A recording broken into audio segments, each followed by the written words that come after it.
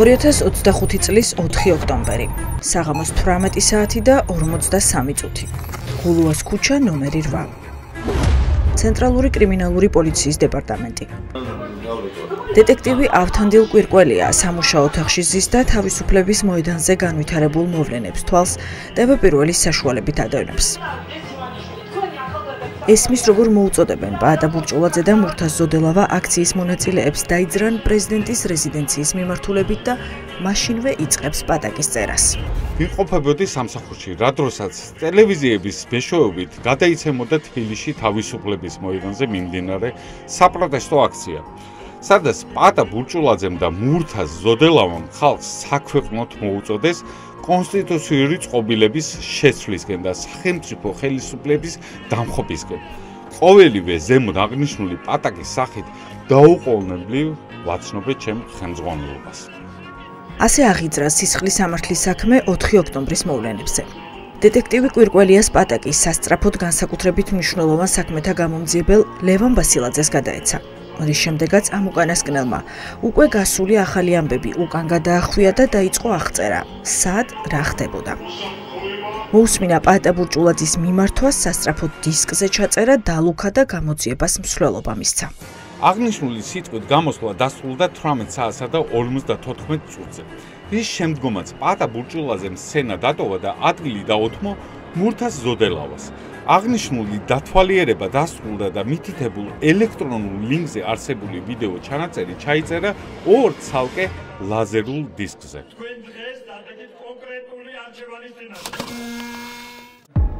საქმის მასალებში, რომლის დიდი ნაწილიც უბრალოდ მაკულატურაა, ჩვენ ვერ მივაკულიეთ ისეთ მტკიცებულებას, რომელიც რაიმე სახის ძალადობრივი ქმედებების ორგანიზებას დაადასტურებდა. მთავარი რაც დაკავებულების წინააღმდეგ საქმეში დევს, მათი საჯარო განცხადებებია. როგორ მოხვდნენ მშვიდობიანი დემონსტრაციის მონაწილეები ორბელიანების სასახლის ეზოში. დაუგო თუ არა ხალხს მახე ივანიშვილის პარტია, რომ შედეგად ციხეში რაც შეიძლება ბევრი ადამიანი გაეშვა. ეს არის მთავარი კითხვები, რომლებიც სასახლის ღობის საქმეზე ჩნდება. აი აქაც გადაჭრილია წყობა, ხა ბავშვი უყურე.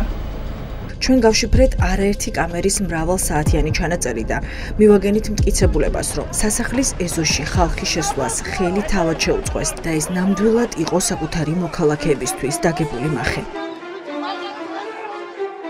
ეს კადრები შინაგან საქმეთა სამინისტროს სტრატეგიული კომუნიკაციების დეპარტამენტის ოპერატორმა გადაიღო. ბრალდების დასტურად გავრცელებულ ვიდეოში კარგად ჩანს, რომ ღობის წაქცევა სულ რამდენიმე წამი სჭირდება.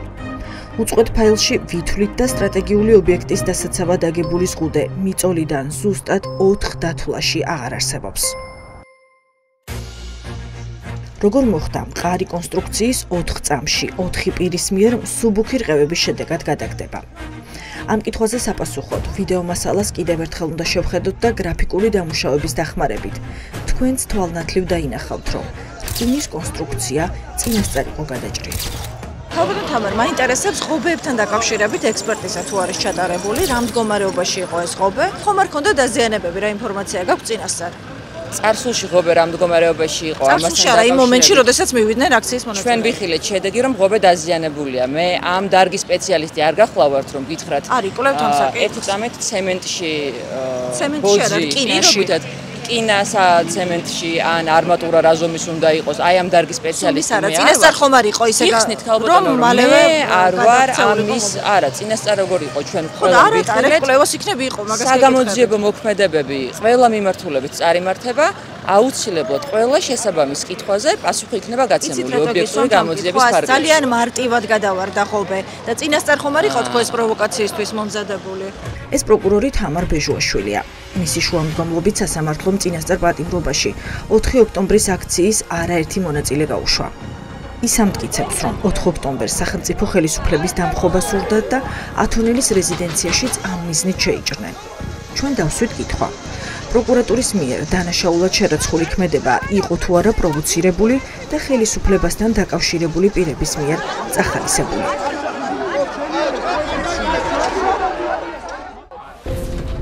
არაერთი კამერის მიერ გადაღებული ვიდეო მასალის დეტალური გაშიფვრის დროს ჩვენ ხედავთ, რომ სასახლესთან მისული მომიტინგეები არც სახეს ინიღბავენ და არც ვინაობას მალავენ. სამაგიეროდ კამერა ამ დროს იწერს არაიდენტიფიცირებადი პირების ხმებს.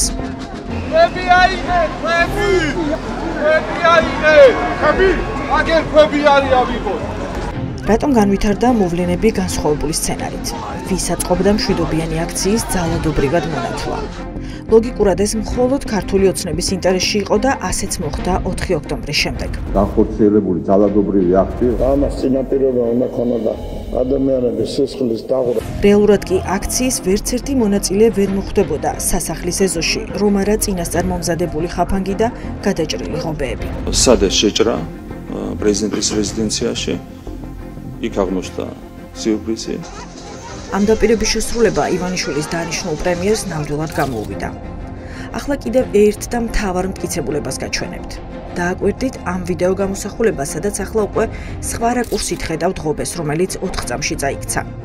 მახვილი თვალი არ არის საჭირო იმის შესამჩნევად, რომ რკინის კონსტრუქცია წინასწარ იყო გადაჭრილი.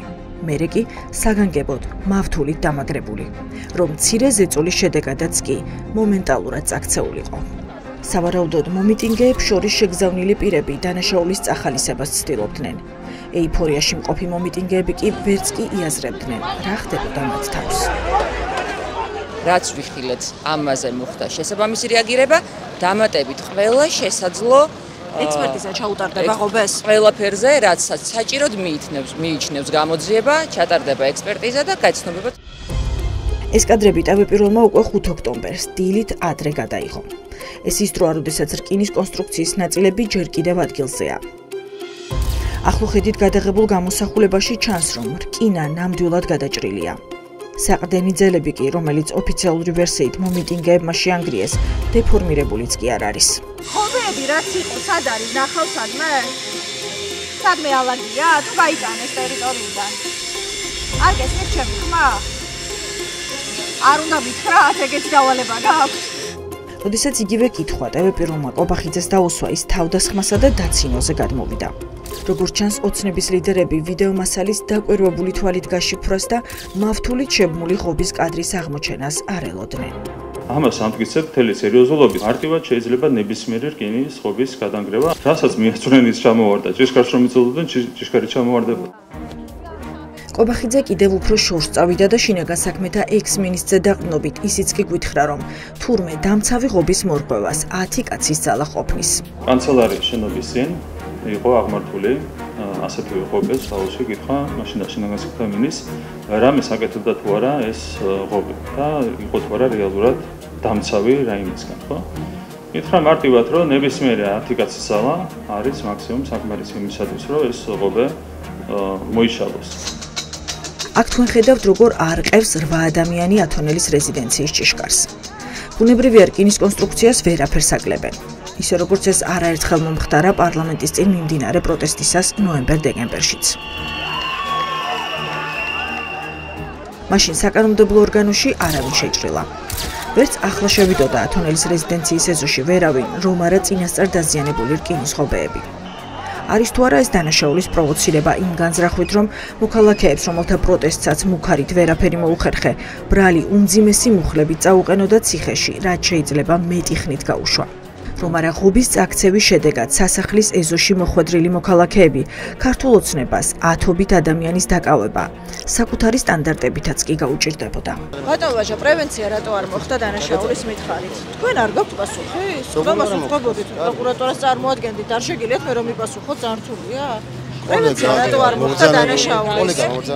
თქვენს შევწერთ აუცილებლად. მე გადავწყვეტ. ორივეს გვაქვს ინფორმაცია ამ სისხლის სამართლის საქმეზე და ბატონო ვაჟა, რატო არ მოხდა პრევენცია დანაშაულის მითხარით?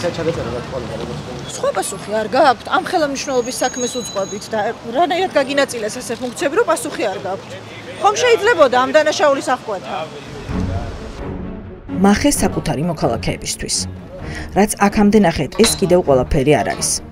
ვიდეო მასალაში, რომელიც ჩვენმა რამდენიმე კამერამ გადაიღო, ჩანს, რომ მას შემდეგ, რაც მოქალაქეებმა სასახლესთან გადანაცვლება გადაწყვიტეს, სახელმწიფო დაცვის სპეციალური სამსახური ჭიშკრის ჩაკეტვას იწყებს. ჩვენ მოვიპოვეთ ანზორ ჯუბინიძის ოფიციალური წერილი, სადაც ის წერს, რომ 4 ოქტომბერს, როდესაც ქვეყანაში დიდი დემონსტრაცია იყო დაანონსებული, პრეზიდენტის სასახლის დასაცავად სახელმწიფო დაცვის სპეციალური სამსახურის მხოლოდ 8 თანამშრომელი იყო მივლენილი. მათგან რამდენიმე კი არა გამოცდილი კადრი, არამედ სამხედრო სავალდებულო სამსახურში მყოფი წვევამდელი იყო. განსაკუთრებული ზომები მიიღეს დაცვის სამსახურს. დააკვირდით ამ კარს. ვიდრე ღობე არ გადავარდა მომიტინგეები, რომლებსაც პერიოდულად არაიდენტიფიცირებადი პირების შეძახილები ესმით, ეზოში მხოლოდ სასახლის დაცვას ხედავენ. არა და ამ დროს სპეცრაზმი უკვე შიგნით არის, მაგრამ არ გამოდის. რობოკოპები ელოდებიან, როდის გადავარდება ღობე და როდის გაჩნდება მტკიცებულება მათ წინააღმდეგ. სპეცრაზმი სასახლიდან მხოლოდ ღობის წაქცევის შემდეგ გამოდის. ანუ ამ დანაშაულის თავიდან აცილება ხომ იყო შესაძლებელი? დანაშაულის თავიდან აცილება შესაძლებელი როგორ შეიძლება რას მეკითხებით, ანუ ადამიანებმა განცხადებებს, ვიდრე ჩავიდოდნენ პირობითად, რა ვიცი, ათონელზე. ვერ გეტყვით რა შეიძლებოდა და რა არ შეიძლებოდა, მე როგორც პროკურორი შეჭრას. ვერ გეტყვით ვინ რას დაელოდა, მე როგორც პროკურორი სამართლებრივ შეფასებას ვაძლევ კონკრეტულ ქმედებას და სხვა დეტალებზე ვინ რას დაიწყო მაშინ ეს თქვენი პრეროგატივა თუ არ იყო? რა, გამოძიების დაწყება შინაგან საქმეთა სამინისტროს პრეროგატივაა. როდესაც ჩაწიროთ, ჩავთვალეთ და მივიჩნიეთ, რომ არსებობდა ეს სტანდარტი, ხოლო ამის შემდეგ დაელოდეთ შეჭრას, არა, შეჭრას არ დაველოდეთ, როდესაც ჩავთვალეთ, რომ დანაშაულს ჰქონდა ადგილი, იმ მოცემულობით დავიწყეთ გამოძიება. დანაშაულის საქმეთა შეიძლებოდა თუ არა? შეიძლებოდა თუ არა, ხალბატონ თამარი? ახლა, როდესაც 4 ოქტომბრის საქმეზე 50-მდე ადამიანია დაკავებული და აქციის ყველა ორგანიზატორი ციხეშია, ათონელის 25 ნომერთან წყლის ჭავლის 4 მანქანა მაინც დგას. საგანგებო სიტუაციათა სამსახურის საპატრულო ეკიპაჟები, დაკავების ავტომობილი და სპეცრაზმელებიც. მეხანძრეები რატო ხართ აქ? რამე აუცილებლობა არის ახლა თქვენი ყოფნის?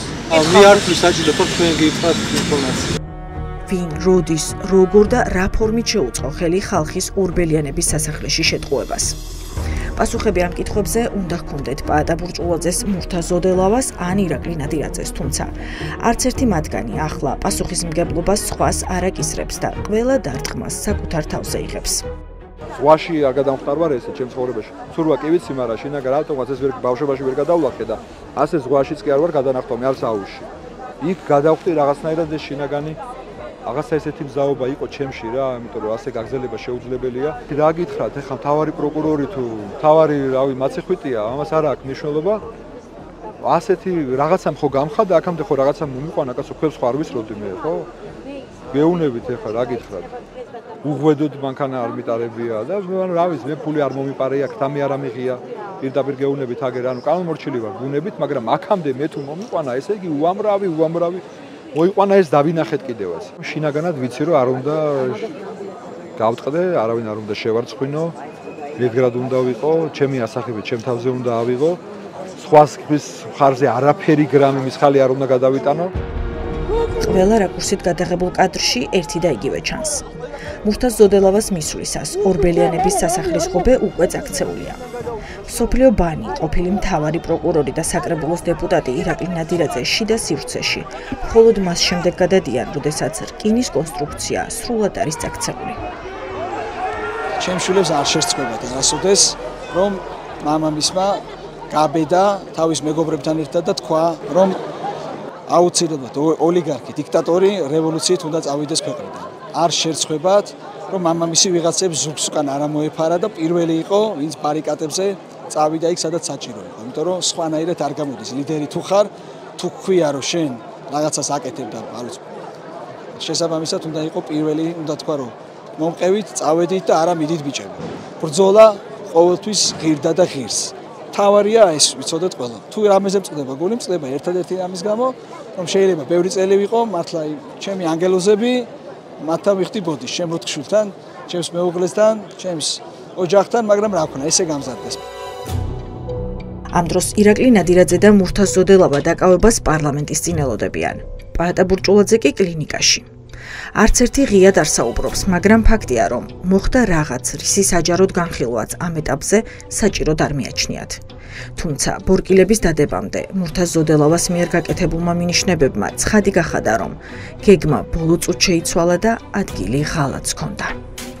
არ დაელაპარაკოთ რესურსიან ხალხს, აზრი მაგაში დრო არ დახარჯოთ, ეძებეთ თქვენაირი გულანთებულები, მეტი საიდუმლო შენახვაც იქნება, თუ რაღაც კარნახობთ, რომ არ უნდა ედოთ, არ ენდოთ იმას. ქვეყნის ყოფილი მთავარი პროკურორის მხრიდან, რომ ადგილი წამოწდენას არ ჰქონია, ეს პაატა ბურჭულაძის შვილის, მამის დაკავების შემდეგ გაკეთებულმა განცხადებამაც დაადასტურა. ღალატს დავარქმევთ თუ სპეცოპერაციას დავარქმევთ, ანუ ორმაგი აგენტი იყო, ან ორმაგი აგენტების ჯგუფი, რომლებაც დაპირდნენ და შემდეგ არ გააკეთეს.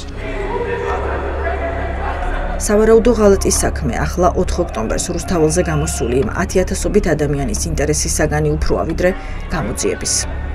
პროკურატურის და შესაბამისად ივანიშვილის ხელისუფლების მთავარი საზრუნავი ძალაუფლების შენარჩუნება და ამ ძალაუფლებისთვის საფრთხის შემცველი ადამიანების სამაგალითო დასჯა. სიმართლე იციან კამერებმა, რომლებზეც წვდომა ახლა მხოლოდ ოცნების ხელისუფლებას აქვს. აქ უნდა აღბეჭდილიყო ღობის წინასწარი დაზიანების ფაქტიც. რას უკავშირდება ახალი და ბევრად უფრო მძლავრი კამერების მონტაჟი უცნობია. პრეზიდენტის სასახლე კვლავაც ძალოვანებითაა გარშემორტყმული. რატომ ხართ ისევ მობილიზებული? ისევ არსებობს რამე საფრთხე? სპეციალურ მანქანად ყველა თუ არ იდგება. რა არის თქვენი სამსახურებრივი მოვალეობა? მორბენალი ხართ თუ უბრალოდ წყლის ჭავს უშორ? თქვენც იღებდით დარბევაში და ადამიანების ცემაში მონაწილეობას? ნუ მიღებთ, ხო გითხარი არა? პრეზიდენტის სასახლის ღობის საქმის მასალებში ვეძებთ მტკიცებულებებს, რომელიც წესით უნდა არსებობდეს. როდესაც მაგალითად ბრალდება დაკავებულებს ჯგუფური ძალადობის ორგანიზებას და სახელმწიფო ხელისუფლების დამხობის მუხლებით ედავება.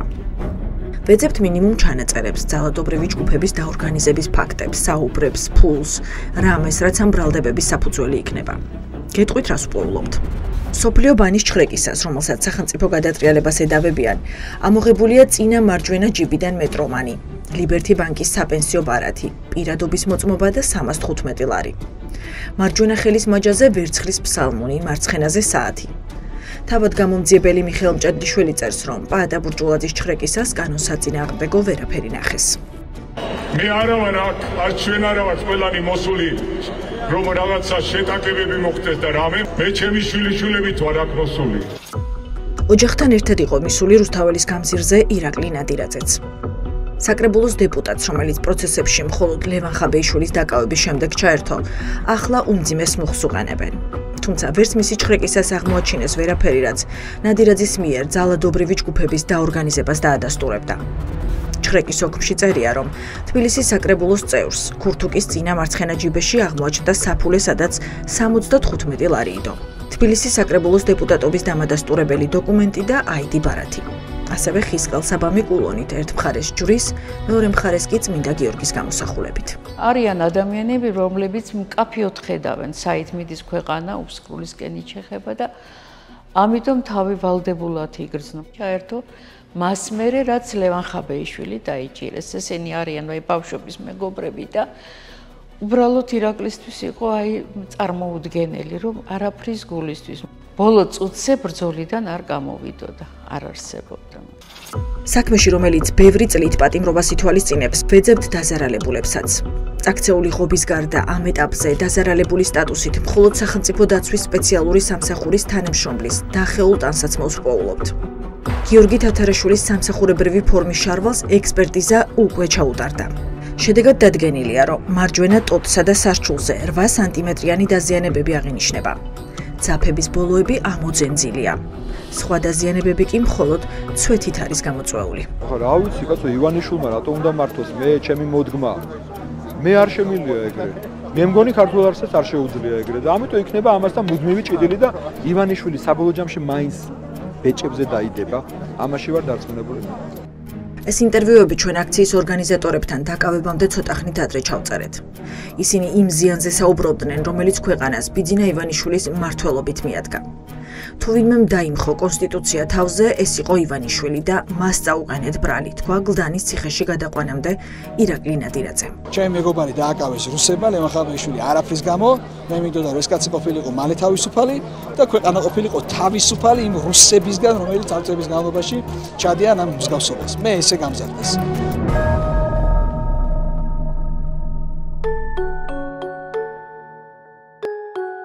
მამა როცა იბრძოდა აქციაზე და რო დაიჭირეს, მე ძალიან ავღელდი და ტირილი დავიწყე, მაგრამ შემდეგ მამა სიტყვები გამახსენდა, რომ არ ინერვიულოთო, მამა ჩვენთვის იბრძვის და საქართველოსთვის და ეს არ ნიშნავს, რომ მამა ცუდი ადამიანია.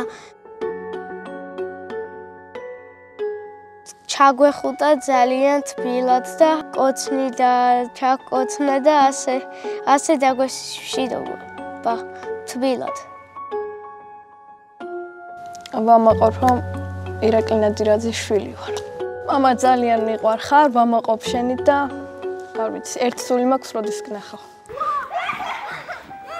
ირაკლი ნადირაძის 4 შვილი მომხდარს მომზადებული შეხვდა. როგორც ჩანს, საყოველთაო დაპატიმრებების ეპოქაში თბილისის საკრებულოს წევრმა ყველა სცენარი განიხილა და ოჯახი ყველაზე ცუდისთვისაც შეამზადა. ყველაზე უფროსი, 17 წლის ნიკოლოზი აბიტურიენტია და ჩვენთან შესახვედრად საპატიო მიზეზით ვერ მოიცალა. 11 წლის ანა და ტყუპები გიო და მარიკო მამას დაბრუნებამდე ყველა იმ საქმით დაკავდნენ, რაც მას გაახარებდა. გიო თამაშობს ფეხბურთს, სწავლობს კარგად და უკრავს ისე, როგორც მამამ ასწავლა.